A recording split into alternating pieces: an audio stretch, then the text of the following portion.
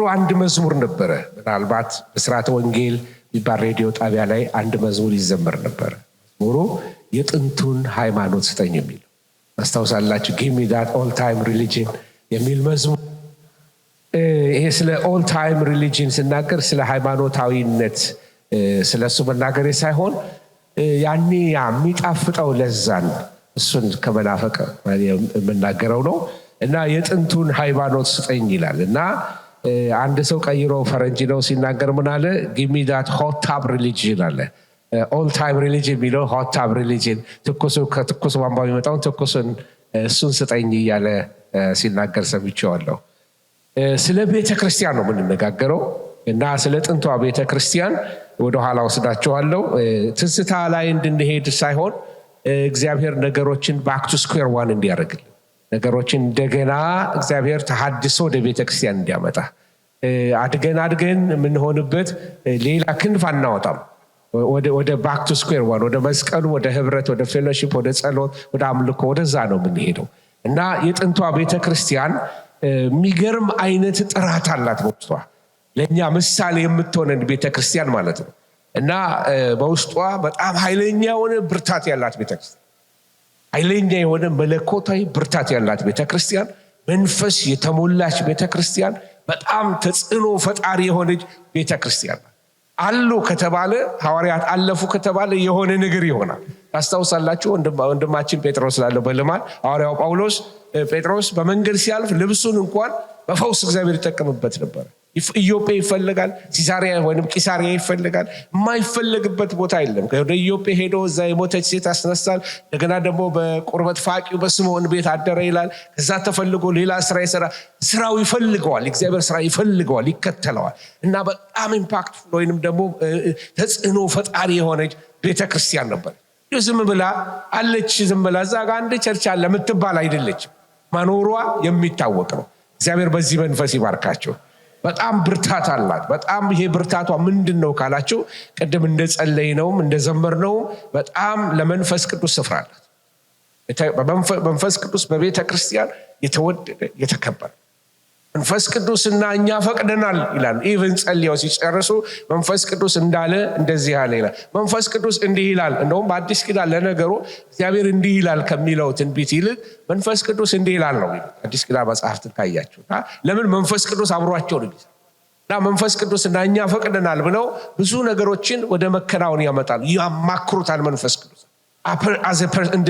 እንደ ስርዕና ያወሩታል መንፈስ ቅዱስ እንደከለከለን መንፈስ ቅዱስ እንደዚህ አለን እያሉ እንደ ባልንጀራ ነው የሚያወራቸው ከቅርበታቸው የተነሳ ይሄንን ኢንቲሜሲ እግዚአብሔር ሪኒው ያርግልልኛ ወደዛ ክብር ወደዚህ የሚስበቃ ሳበኝ አይደለም ያለችው መሐሌ ላይ ሳበኝ ካንተ ኋላ ምን አደርጋለሁ ሮጣለሁ እና ወደ ወይን ጠጁ ቤት አስገባኝ ከዛ ውስጥ ከገባሽ በኋላ ምንድነው ያለችው በእኔ ላይ ያለው ዓላማው ፍቅር ነው ውስጥ ገብታ ኢንቲሜሲ ቅርበቷ ነው በሩቅ ንጉሱ በቃ አየችው ስለሱ ስለውበቱ በሩቅ ታወራ ነበር አሁን ግን ወደ ወይን ጠጅ ቤት ሲያስገባት ዜማዋ ቋንቋ ሁሉ መሐሌ ላይ ሲለወጥ ትመለከታላችሁ ጌታ የዘመኗን ቤተ ክርስቲያን አንዱ የሚፈልገው ሊያቀርባት ይፈልጋል የኢንቲሜሲ ጥሪ ነው ጌታ ቅረቢኝ ይላታል መጽሐፍ ቅዱስ ላይ ሄዳችሁ ስትመለከቱ ጠራውና ሙሴ ወደ ተራራው ውስጥ ገባ ይላል ተራራው ላይ ቆየ እየጾመ እየለዛ ቆየ ኢያሱ ደግሞ በተራራው ጥግ ላይ ተራራውን የነካ እንኳን ቢኖር በምንድነው በድንጋይ ተወግሮ ይሞት የሚለው አዋጅ ከወጣ በኋላ እንኳን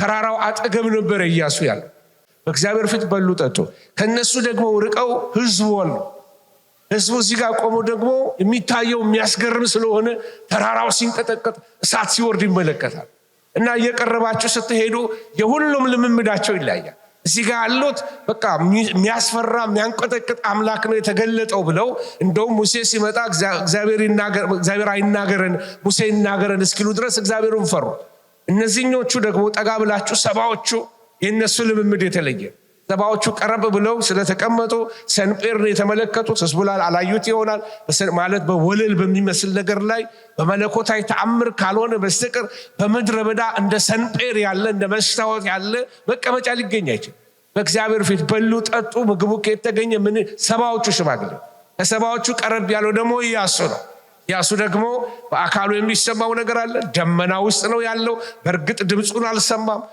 ሙሴ ደግሞ ሲናገር ከውስጥ ሆኖ ይህንን ሕዝብ የምትናገርበትን መገናኛውን ድንኳን ስለ በዓላቱ ስለምኑ የምታደርግበትን ነገር ወደ ተራራ ላይ ውጣና እሰጥሃለሁ አለው። እግዚአብሔር መመሪያ ሰጠው። በተራራው ላይ እንዳሳየው እንድታደርግ ተጠንቀቅ ይለዋል። ራእይን የሚሰጥ እግዚአብሔር ነው። ራእይ የሚገኘው በምንድነው? በኢንቲመሲ ነው። እንደ ቅርበታችን እንደ ቀረቡት መጠን ሁሉም ስለ እግዚአብሔር የሚያወሩት ነገር አለ። እቺ ቤተክርስቲያን በመቅረብ የተባረከች ትሁን። ቅርበታችን ይለወጥልን። አሜን። የጥንቷን ቤተክርስቲያን ያነሳሁት ለዚህ ነው። ከጌታ ጋር በጣም ወደ ደመናው የቀረበች ነበረች። ለድምጽ የቀረበች ነበር። ለበረከት በቃ ለሁሉ ነገር በጣም ስለቀረበች የሰማይ ኮሽታ ሁሉ የሚሰማት ትመስላለች። የሰማይ ኢንስትራክሽን አልፋትም ነበር። ወገኖች ጌታ መንፈሳችንን ይቀስቅስልን። ብርታታችን ይሄ ነው። የቤተክርስቲያን ውበቷ መንፈስ ቅዱስ ነው። መንፈስ ቅዱስ ከሌለ ወገኖች በአገር ቤት ብዙ ጊዜ እናገረዋለሁ፣ ምድሪቱ በቂ ሃይማኖት አላት እላቸዋለሁ። በቂ ውብ የሆነ ሃይማኖት በጣም ሲለብሱ ሲያረጉ የሚያምርባቸው የሃይማኖታዊ ሪቹዋልስ ሞልቷታል ምድር። እኛ የሚያምርብን መንፈስ ቅዱስ፣ ለዛችን መንፈስ ቅዱስ። መንፈስ ቅዱስ ከሌለ በቃ ሁሉ ነገር ምን ይሆናል? ሩቲን ይሆናል። የተሰለቻቸ ነገር ይሆናል። መንፈስ ቅዱስ ሲመጣ ግን ያነበብነው መጽሐፍ አንብበነው አንጠግበው፣ አይሰለችም የእግዚአብሔር ቃል። ወገኖች ሆይ 2 ሰዓት አስተማርኩ እዚህ አሜሪካን ሀገር ወደ ሳውዝ 2 ሰዓት ኮንፈረንስ ላይ በጣም ብዙ ውስጥ ተሰብስበው አስተምሬ ጨርሼ ልክ በቃ ላበላቦኛለሁ እና ከመድረክ ልክ ስወርድ አንዷ እህቴ መጣችና አቀፈች፣ ሰላም አለች። ፓስተርዬ ቃል አውጣብኛለች። 2 ሰዓት ሙሉ ምን እንዳወጣው እሷ ታውቀዋለች። 2 hours ነው የሰበኩት። ሊትራሊ ያለ ግነት ነው የምላችሁ። ስለዚህ ለእግዚአብሔር ቃል ሰዎች እየተሰበከም አይሰሙትም፣ ድምፁ እየተሰማም አይሰሙትም። ምክንያቱም የለመዱት ሌላ አይነት ድምፅ ሆኗል። አንድ ቦታ ላይ አብረን ስናገለግል ከአንድ ነቢይ ጋር ምን አለ? ስማችሁ እንዲጠራ የመጣችሁ ሰዎች ውጡ ከዚህ ቤት አለ። ይሄ የጸሎት ቦታ ነው። አሁን ስም አንጠራም እዚህ ቤት አለ። ወገኖቼ ሰዎች ለምደዋል ምድራችን ላይ። ለቃሉ ጊዜ የላቸውም። ስማቸው እንዲጠራ በጣም በጉጉት ነው የሚጠባበቁት። እግዚአብሔር ይናገራል፣ ባይዳም ይናገራል። ያደኩት እኔ ምናልባት እንዳትጠራጠሩኝ የመጀመሪያ ጊዜ ስላያችሁኝ ያደኩት መሰረተ ክርስቶስ ቤተክርስቲያን በመንፈስ ቅዱስ ሙላት እናምናለን፣ በልሳናት እናምናለን። እግዚአብሔር እጁን ሲዘረጋ አይተን ነው ያደግነው። ክብር ለእግዚአብሔር ይሁን። ስለዚህ የዶክትሪን ኢሹ አይደለም። እግዚአብሔር ይናገራል፣ እግዚአብሔር ይሰራል። ነገር ግን ይሄ ናይቭ አይደለንም፣ ዝም ብለን አንታለንም አይደለም። የሚለይ መንፈስ አለ ውስጥ። ክብር ለእግዚአብሔር ይሁን። ስለዚህ እኛ ውበታችን መንፈስ ቅዱስ ነው። መንፈስ ቅዱስ ይሄ ቤት የእግዚአብሔር ፕሬሰንስ ካለበት ሰው ሞልቶበት ፕሬሰንስ ከሚጠፋ ፕሬሰንስ ኖሮ ሰው ባይኖር ይሻለኛል። አሜን አሜን። ከ4 ሰው ጋር ሰማይ ተከፍቶልኝ እግዚአብሔርን ባመልክ ይሻለኛል። ድምፁ ቅርብ ሆኖኝ አለው ብሎኝ ዳስሶኝ አጽናንቶኝ ራእይ ሰጥቶኝ ድምፅ አሰምቶኝ ባርኮኝ እምባይና ንፍቄ ተቀላቅሎ በልጅነት ያደግኩበት ያ መንፈስ ተመልሶልኝ በወጣ ነው የሚሻለኝ እንጂ አዳራሽ ሞልቶ ተጫዋጭ ከመወጣ ማለት ሃሎቱ ይሻለናል። አሜን አሜን። እስቲ መንፈስ ቅዱስ እወድሃለሁ ብሉት። አሜን አሜን። ስለዚህ የዚያች ቤተክርስቲያን ውበቷ ምንድነው? የጥንቱን ሃይማኖት ስጠኝ ስል ያ ብርታት ይመለስልን፣ ያ ጉልበት ይመለስልን፣ ያ ለዛችን ይመለስልን። ያ ኢንፍሉዌንስ ፈጣሪ ነው። ኢምፓክትፉል የሆነች ቤተክርስቲያን እንደኛ የተማሩ አይደሉም። ብዙ ሐዋርያት አይታችኋል። ይሄን ያህል የተማሩ እንደኛ አይነት ሲስተማቲክ ቴዎሎጂ ተምረው አይደለም። እዛ ጋር አሳ አጥማጆች ናቸው። እነ ጴጥሮስ ሲናገሩ ንግግራቸው እንኳን ይገልጥ ነበር። የገሊላን የሰሜን የእስራኤል ከሰሜን በኩል የገሊላ የዛ አክሰንት ነው ያላቸው። ንግግር ይገልጣል ሲሉት ምን ማለት ነው? አንተ ከኢየሩሳሌም ከይሁዳ አይደለም ከሰሜን ነው የመጣው። አክሰንት ያስታውቃል። እና የተማሩት አይደሉም፣ አሳ አጥማጆች ናቸው፣ መጽሐፍትን የማያውቁ ናቸው። ነገር ግን እንደዚህ አይነት ስራ በምን ሰሩ ካላችሁ መንፈስ ቅዱስ። አሜን አሜን። ታውቃላችሁ 60 ዓመት ሳይሞላ ቤተክርስቲያን ከኢየሩሳሌም ኦሬዲ ሮም ደርሳ ነበር። በ60 ዓመት ሳይሞላት ኦሬዲ በጳውሎስ በበርናባስ ሚሽነሪዎቹ እየሄዱ 60 ዓመት ባልሞላ ጊዜ ውስጥ ከኢየሩሳሌም ኦሬዲ ሮም ደርሳለች ቤተክርስቲያን። ሮም ቤተክርስቲያን አብያተ ክርስቲያን በግሪክ እነዚህ በኤዥያ ማይነር በምንለው አብያተ ክርስቲያናቶች ተተክለው ነበር። እንዴት ነው እነዚህ ያልተማሩ ሰዎች? ለጴጥሮስ ብታነቡ በስልዋኖስ እጅ የጻፈውን ደብዳቤ ትመለከታላችሁ። ምሁር ሰው አይደለም። ለጴጥሮስ ደብዳቤ የጻፈለት ስልዋኖስ የሚባል አንድ ጸሐፍት ነበር። ስለዚህ እነዚህ ያልተማሩ ሰዎች፣ መጽሐፍትን የማያውቁ ሰዎች ምንድነው እንደዚህ ያደረጋቸው ካላችሁ መንፈስ ቅዱስ ክብር ለእግዚአብሔር ይሁን። አሁን አንድ ምስክርነት ሰምቼ ነበረ። አንድ ወቅት ላይ አንድ የአዲስ አበባ ላይ ዘበኝነት ይሰራ የነበረ ሰው ከዘበኝነት ጌታ በቃ ጠራውና እያገለገለ የሆነ ሀገር ለኛ የሚናገሩ ሀገር ሄዶ ይሰብካል። የሰበከ እያለ ቋንቋውን ጌታ አዞረበት እና ፍሉዌንት የሆነ እንግሊዝኛ መስበክ ያልተማረ ሰው ነጮቹ ወሰዱ። በኋላ እሱ ጋር እንዲያገለግል በዛ ያገለግላል። ለእግዚአብሔር ምንድነው ይህን ብቃት የሰጠው? ለእኛ ግራመር ተምሮ 18 ዓመት ትምህርት ቤት ለፍቶ ሳይሆን መንፈስ ቅዱስ ባቋራጭ መንገድ አለው ጌታ። ብቃት ይሰጣል ጌታ። ከተስማማችሁ አሜን በሉ። ሱፐርናቹራል ጌታ ማድረግ ይችላል ዛሬ። አሜን አሜን። እና የነዚህ ሐዋርያት ምስጢራቸው ምንድነው? እንደዚህ በመንፈስ ቅዱስ ውስጥ የሚዋኙ በቃ ጨዋታቸው፣ ንግግራቸው፣ አምልኮ እንደዚህ በጣም ደስ የሚል የሆነው ለምንድነው? ለዛ ያላቸው ብላችሁ ከጠየቃችሁ የመጀመሪያው ነገር ለቃሉና በሐዋርያት ትምህርት ይተጉ ነበር።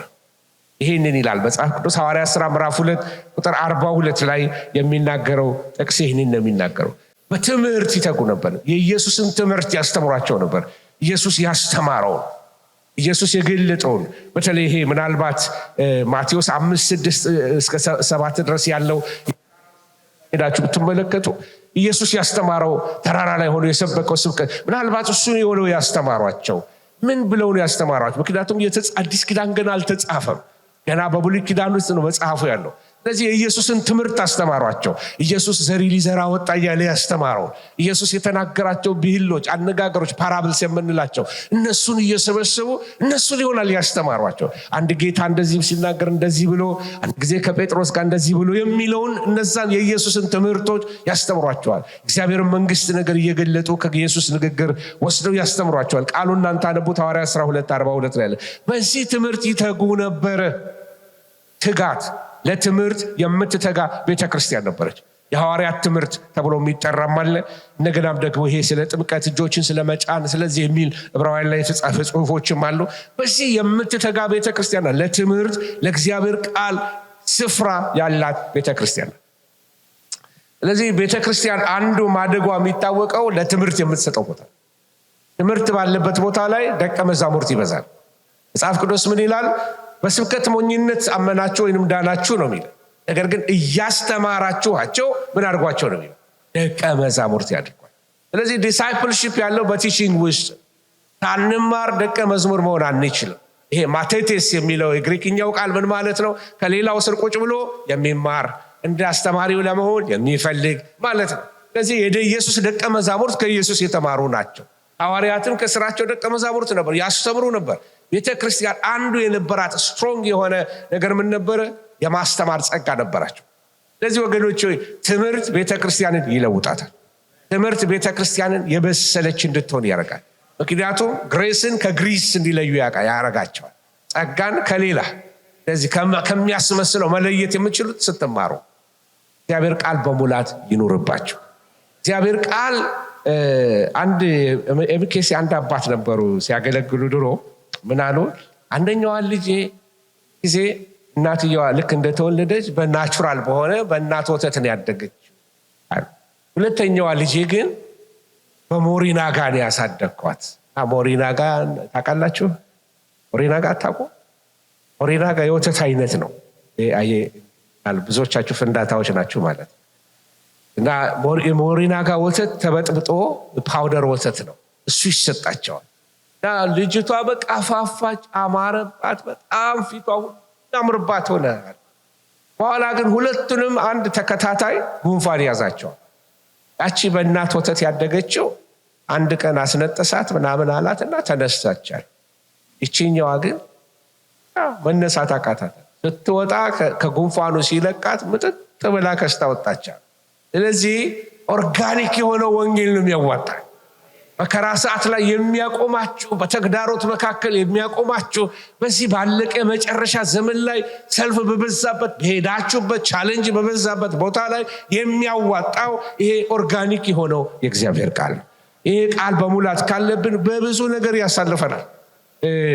ሆድን በጎመን ቢደልሉት ጉልበት በዳገት ይለግማል ይላል የሀገራችን። ጎመን አይታችኋል። በቃ 100 ኪሎ ብትበሉ የበላችሁ ላይ መስላችሁ ይችላል። ጎመን ነው በአንድ ጭፍልቅ የሚል ነው ድቅቅ። እና አንዳንድ ጊዜ እንደዛ አይነት የዱባ ጥጋብ ያለ ስንቅ ያዘምታልም ይባላል። ተረቱን አበዛውባችሁ አዛችሁ አዲስ ቨርዥን ነው እንግዲህ።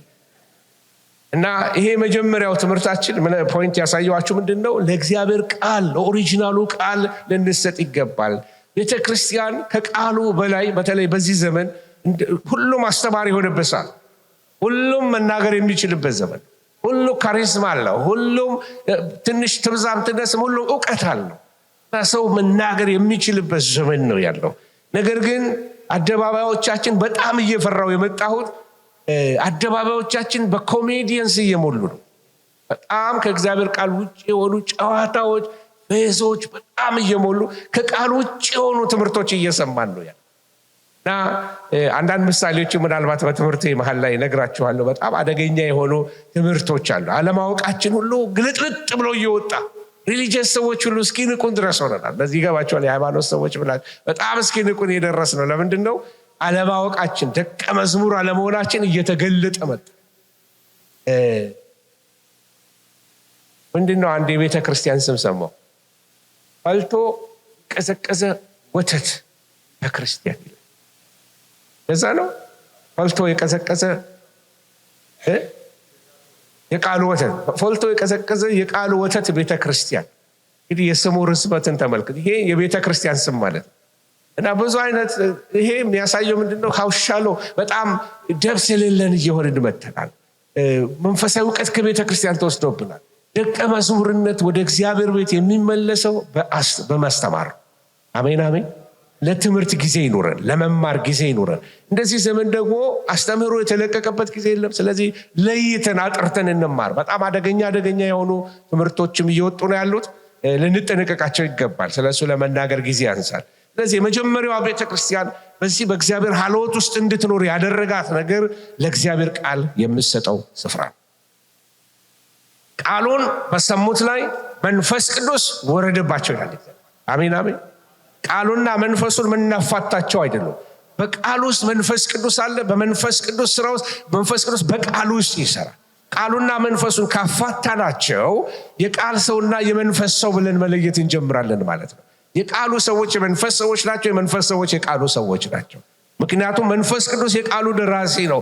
ቃሉ በመንፈስ ቅዱስ የተጻፈ ነው። የኔ የምነግራችሁ ቃል መንፈስም ነው አለ ጌታ እኮ። ኢየሱስ የተናገረው ቃል መንፈስ ነው። ዮሐንስ 17 ላይ ሄዳችሁ ተመልከቱ። ስለዚህ አሁን ቃል እየተነገረን እየሰበኩላችሁ እያካፈልኳችሁ ያለሁት መንፈስን ነው። አሜን አሜን። ውስጣችሁ ገብቶ ጉልበት የሚሰጥ እህል የሚሆን ጉልበት የሚሆን አቅም የሚሆን በተስፋ መቁረጥ ውስጥ ጉልበተኛ እንድትሆኑ፣ በተግዳሮት ውስጥ እንድትቆሙ የሚያደርግ፣ ለማምለክ እንድትነሳሱ፣ ለጸሎት ለጽድቅ ስራ እንድትበረቱ የሚያደርግ የእግዚአብሔር ቃል ነው። መንፈስ ስለሆነ እየተነገረ ሰዎችን በውስጣቸው ነገርን መፍጠር ይጀምራል። እያስተማርን ሰዎች ይለወጣል። እያስተማርን ሰዎች መንፈስ ቅዱስ ይሞላሉ። አሜን አሜን። ክብር ለእግዚአብሔር ይሁን። ሁለተኛው ነጥብ ልንገራችሁ። ሁለተኛው የዚህ ቤተክርስቲያን አንዱ ወደ ቀደመው ክብር ውስጥ እንድንገባ ከሚያጓጓን ነገሮች አንዱ ለጸሎትና ለአምልኮ ልዩ ፍቅር አላት። ፓሽኔት ናቸው። ጸሎት ሲባል የሚሰለቸው የለም። ሃሌሉያ። ጸሎት ሲባል አልደረሰም እንደ ሰዓቱ ነው የሚባለው።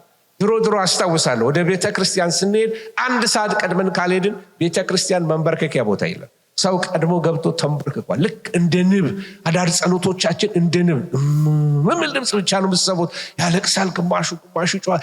ያ የጸሎት መንፈስ በምን ተወሰደ? ይሄ እውነት ይህንን ቀናት እግዚአብሔር በውስጣችሁ ያስገባ። እግዚአብሔር ወደ ቤቱ የጸሎትን መንፈስ ይመልስልን። በቃ ጸልየን ስንሄድ ሙሉ ፕሮግራም እኮ ነው ራሱ። ኃይል አለ በዛ ውስጥ፣ ዴሊቨረንስ አለ፣ ድምጽ አለ፣ ኃይል አለ፣ መታደስ አለ።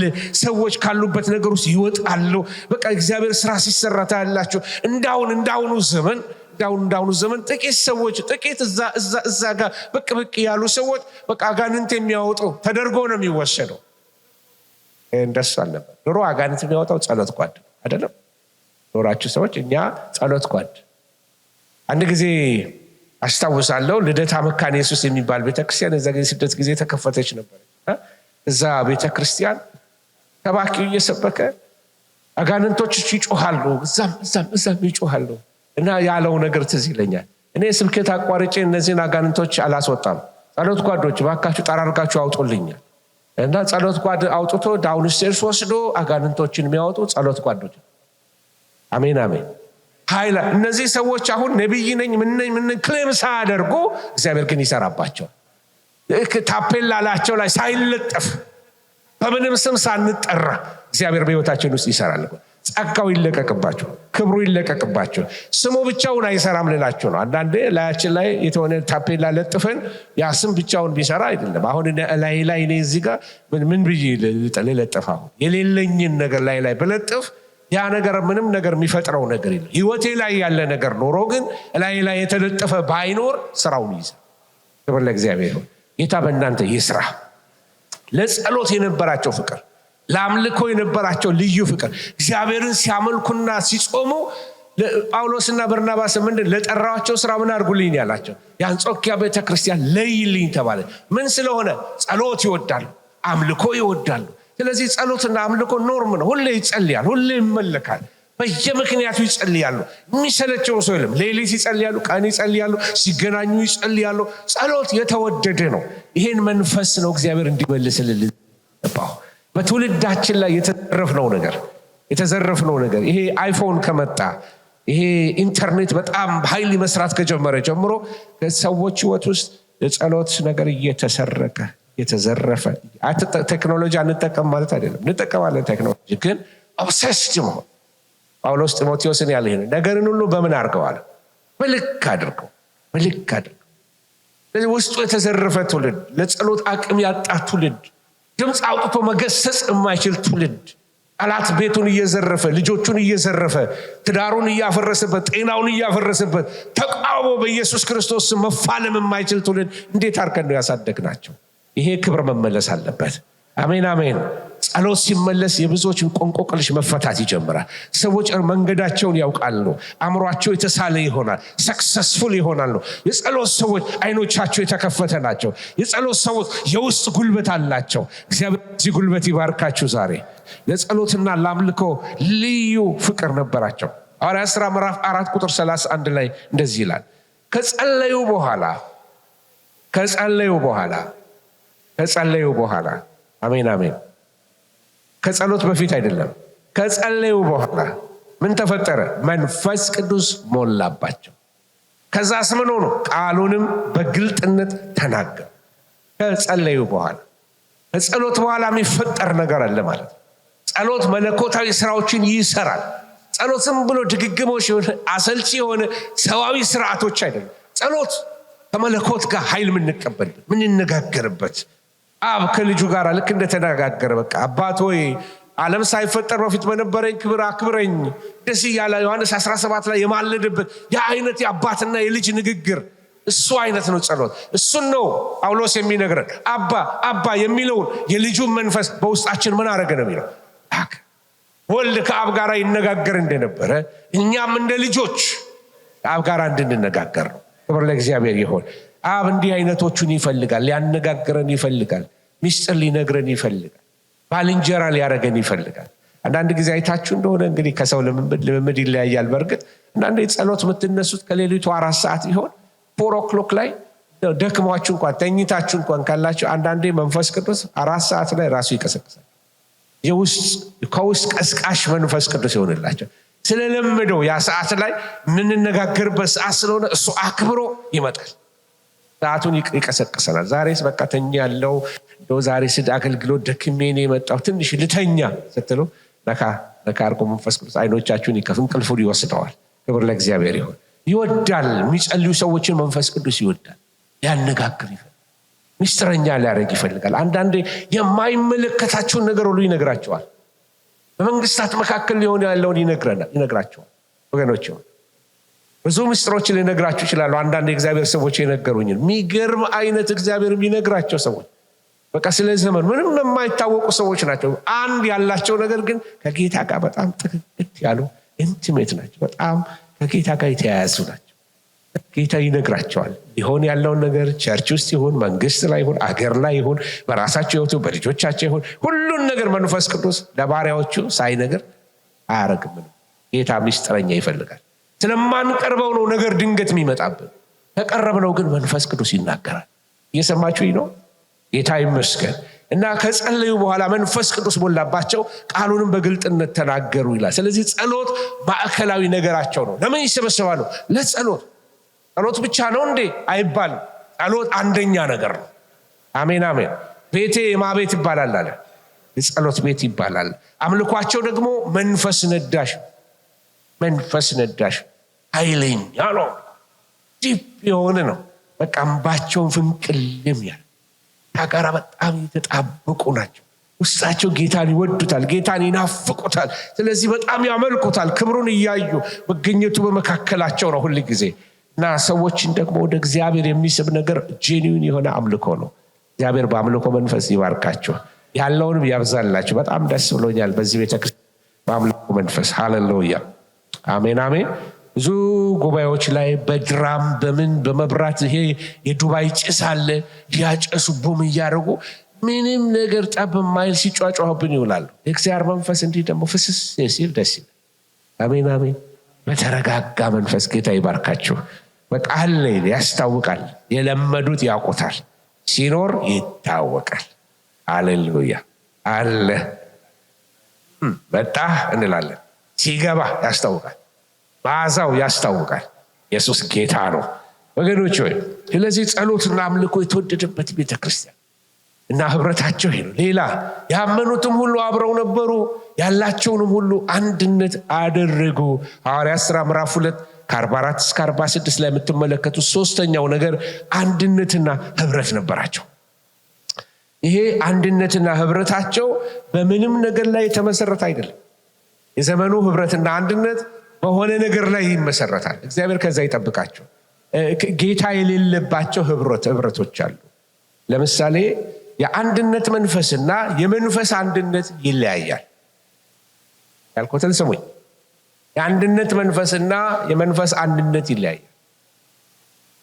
የመንፈስ አንድነት አንዱን መንፈስ ከመጠጣታችን የተነሳ እኔ ሚሽነሪ ፓስተር ነኝ አልኳቸው። አሁን ኮንሶ የሚባል ሀገር ይሄዳል፣ ወደ ኦሞ ሸለቆ ይሄዳለሁ። ምንም ቋንቋቸውን አላውቅም፣ ግን ሲያመልኩ በቃ ራቁታቸውንም ሆነው ሲያመልኩ በሌላ ቋንቋቸው ባይገባኝም የአንዱ መንፈስ ስለታተምን የጌታ መንፈስ ሲሰራ እኔን ሲነካኝ እነሱን ሲነካቸው ያለው። ክብር ለእግዚአብሔር ይሁን። አንዱ መንፈስ ስላለን በጌታ አንድ ነን፣ አንድ አባት አለን እንላለን። ክብር ለእግዚአብሔር ይሁን። እዚህ ቤት ውስጥ የአንድ አባት ልጆች ነን ብዬ ስል ምን ማለት ነው? ከአንዱ መንፈስ ጠጥተናል። እኔ የታተምኩበት መንፈስ ወንድሜ የታተመበት እህቴ የታተመችበት መንፈስ ነው። ልዩ ልዩ መንፈስ አያተመንም፣ አንዱ መንፈስ ያተመናል። ክብር ለእግዚአብሔር ይሁን። የአንድነት መንፈስ ግን ሌላ ነው። የአንድነት መንፈስ በዘር ላይ፣ በብሔር ላይ፣ በቀለም ላይ አይደለም።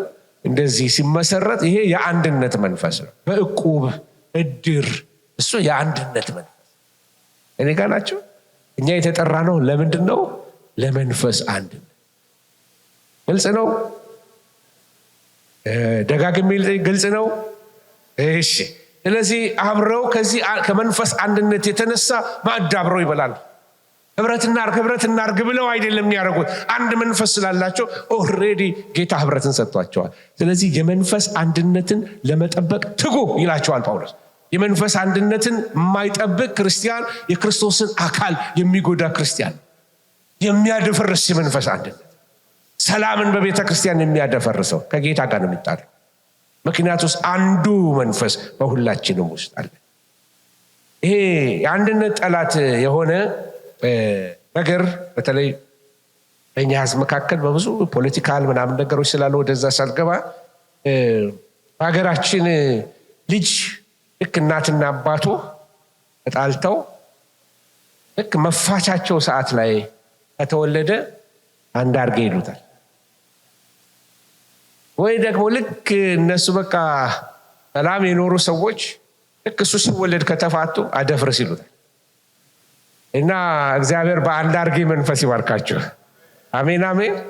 አንድ አርጌ በቤተ ክርስቲያን አንድ አርጌዎች፣ አስታራቂዎች፣ በቤተ ክርስቲያን ዲፍረንስ የምታጠቡ አንድነትን የምታመጡ አስታራቂዎች፣ አባቶች፣ እናቶች፣ አስተዋዮች እግዚአብሔር በዚህ መንፈስ ይባርካችሁ። የመንፈስ አንድነት ኢየሱስ የሞተለት ነገር ስለሆነ ሊጠበቅ ይገባዋል። አቤት አሉባልታ እንደዚህ ያለ ነገሮች ምን ያደርጋሉ? የመንፈስ አንድነትን ያደፈርሳሉ። ስለዚህ ቢ ኬርፉል። ጌታ አካሉን ስንጎዳበት አይወድም። ይሄ በተለይ እግዚአብሔርን ቤተ መቅደስ የሚያፈርስ እግዚአብሔር እሱን ያፈርሰዋል የሚለው ቃል ስለ ርኩሰት ብቻ አይደለም የሚናገረው፣ ስለ ክርስቶስ አካል ነው የሚናገረው። ስለዚህ አንድነትና ህብረት የዛች ቤተ ክርስቲያን አንዷ ጥራት ነው። መንፈስ ቅዱስ በመካከላቸው እንዲመቸው ያደረገው ይሄ ነው። ይህን ምሳሌ አንድ ቦታ ሰጠሁኝ፣ ብደግመው ምንም አይደለም። አንድ ቶሚ ቴኒ የሚባል ሰው አንድ መጽሐፍ ጽፎ ነበረ፣ እዚህ የእናንተ ሀገር ሰው ነው። እና በመጽሐፉ ላይ አንድ ትልቅ የሆነ ማለት በጣም ኦቨርዌይት የሆነ የቤተ ክርስቲያናችን አባል ነበራል እና በፍጹም ሰው ቤት ገብቶ አይቀመጥም። እንደዚህ ብሎ ያይና ሰላም ናችሁ ደህና ናችሁ ምናምን ብሎ ይሄዳል። ሌላም ጊዜ እንደዚሁ ይመጣና ያይና ሰላም ናችሁ ደህና ናችሁ ብሎ ይሄዳል። ሁሉም ሰዎች ግራ ገብቷቸዋል። ገብቶ ለምንድን ነው የማይጠይቅ? ለምን ነው የማይቀመጥ? ምናምን አትገባም ሲሉ አይገባም። እና አንድ ቀን በጣም ሲያስጨንቁት ልንገራቸው አላቸው። አንድ ጊዜ ሰዎች ካልገባህ ብለውኝ ወደ ቤታቸው ገባሁ አለ። ቤታቸው ገብቼ ወንበር ላይ ልክ ስቀመጥ ወንበሩ ተሰበራል። ሰው ኢምባራሽ ለበጣም ከዛ ወዲያ ሁለተኛ ሰው ቤት ከመግባት በፊት እኔን የሚሸከም ወንበር እንዳላቸው ማየት ፈልጋለሁ አለ። ጌታን ማስተናገድ የሚችል ወንበር አላችሁ ወይ? ጌታ ወደ ቤተ ክርስቲያናችሁ ለየት ባለ መንገድ ቢመጣ ትችላላችሁ ወይ? ባልለመዳችሁት መንገድ ቢመጣ አንድ ጊዜ ወደ ቤተ ክርስቲያናችን እንደዚህ ድራግ የሚወስዱ ልጆች ወደ 15 ምናምን የሆኑ ሆምለስ ልጆች አበሻ ልጆች ናቸው፣ ኢትዮጵያውያንና ኤርትራውያን እና መንገድ ላይ ያገኘናቸው ሙሉ ቤት ተከራየንላቸውና ከዛ ቸርች መምጣት ጀመሩ። አምልኮ ስታይላቸው እኛ አይተነው አናውቅም። እኛ ቸርች ያደግን ልጆች ነን። አንዳንድ ጊዜ እነሱ ራሳቸውን ኤክስፕረስ የሚያደርጉበት የአምልኮ ስታይል እኛ ይሄ ያሬዳዊ የምንለው አይነት አይደለም። ይቅርባችሁ፣ ከዛ ካለፈ ይቅርባችሁ። የራሳቸው የሆነ ሌላ አይነት ዓለም ውስጥ ነው ያሉት። እንዴት አድርገው ይግባቡ ከህዝቡ ጋር? ህዝቡ የሚያመልክበት ስታይል ሌላ ነው። እነሱ እስኪቃኙ ድረስ አንዳንዶቹ ፓስተርዬ ኧረ ሰውየው እየጮኸ ነው፣ ሰውየው ከድራግ ወጥቶ ጌታ ቤት መጥቶ ሲጮህ እንዴት እከለክለዋለሁ? ድሮም ያስጮህ የነበረው ሌላ ነገር እኮ ነበር። እግዚአብሔር ቤት መጥቶ ይጮሃ ተዋቸው ላቸው ነበር። እና እስኪለወጡ ድረስ ትዕግስት አለን ወይ? አንዳንዶቹ ልክ የሚመጡበት ከላይ እስከታች ታቱ በታቱ የሆኑ ልጆች ወደ ቤተ ክርስቲያን ይመጣል። በጣም አስቸጋሪዎች እነማን ናቸው? የኛ ወላጆች፣ እኛ አደልቶቹ ነን። ከልጄ ጋር እንዳይውልብኝ እንደዚህ አይነት አቲቲዩዶች ጌታ በተለየ መንገድ ቢመጣ መንፈስ ቅዱስ ለየት ባለ ነፋስ በመካከላችሁ ቢመጣ፣ ለምን እግዚአብሔር ይመጣል ብዬ አምናለሁ። ለየት በተለይ በዚህ ዘመን መጨረሻ ላይ የቤተ ክርስቲያን ክብር ይመለሳል። ቤተ ክርስቲያንን እንደገና ወደ ነበረችበት ክብር ይመለሳል። ብዙ አይነት ሰዎች ይመጣሉ። ብዙ አይነት ሰዎች ጠረናቸው እንደኛ ጥሩ ያልሆነ የተለያየ አይነት ጠረን ያላቸው፣ አቅፋችሁ ልትስሟቸው እንኳን የምትፈሯቸው አይነት ያላቸው፣ እንደዚህ ክሊን ሼቭ የሌላቸው በጣም አላደል ልትቀርቧቸው ማችሉ ሰዎች ሊመጡ ይችላሉ። ምን ያህል ወንበር አላችሁ? ጌታ ቢመጣ ወንበር አላችሁ ወይ? ሰዎች በተለያየ መልክ በተለያየ አስተዳደግ በተለያየ ባህሪ መጥተው ያመልካሉ መካከላችን። ወገኖች ሆይ ስለዚህ እግዚአብሔር ልባችንን ያስፋልን። ይሄ ዩኒቲና ፌሎሺፕ ልብ ስፋት ይጠይቃል። የልብ ስፋት እግዚአብሔር ይስጣችሁ። ሌሎችን የመቀበል የሚቀበል ልብ። ዲዮጥራጢስ ይላል እኛም ብንመጣ አይቀበለንም አይደለም የሚለው? ዲዮጥራጢስ አይቀበለንም። ዲሜጥሪዮስ ግን ሁሉም ይመሰክሩለታል። 3ኛ ዮሐንስን ሄዳችሁ ተመልከቱ። የሚቀበል መንፈስ እግዚአብሔር ይስጣችሁ። ሌሎችንም የኛ አይነት ያልሆኑትን ሰዎች የሚቀበል የማይጸየፍ ማንነት፣ ድሃ የማይጠላ ማንነት፣ ንጹህ ነገር ብቻ የሚያስወድድ ያላቸውን ብቻ የሚያስወድድ እሱ በሀገር ቤት ይሄ ልዩነት እየታየ እየመጣ ስላለ አዝናለሁኝ። አንዳንዱ ቤተ ክርስቲያን ሻሽ ያሰሩ ሴቶችን ሲያስወጡ አይተናል። ሻሽ ላሰረች ከጉባኤ መካከል አንደኛ ሳምንት ማስጠንቀቂያ ሰጣት፣ ሁለተኛ ሳምንት ስትመጣ ተናዶ አስወጣት። እንደዛ ያለት ቤተ ክርስቲያን እኔም ኃይለኛ ነኝ። እንደዛ ስላደረጉ እናንተ ቸርች መጥቼ አልሰብክም እላቸዋለሁ። ለድሃ ማሄድበት ቸርች አልሄድም። ስለዚህ ነው ኮንሶ ምናምን ገጠሩን ሄጄ ነው ማገለግለው። ኢየሱስ ጌታ ነው። ለድሆች የምስራችሁ ይሰበካል። ሃሌሉያ።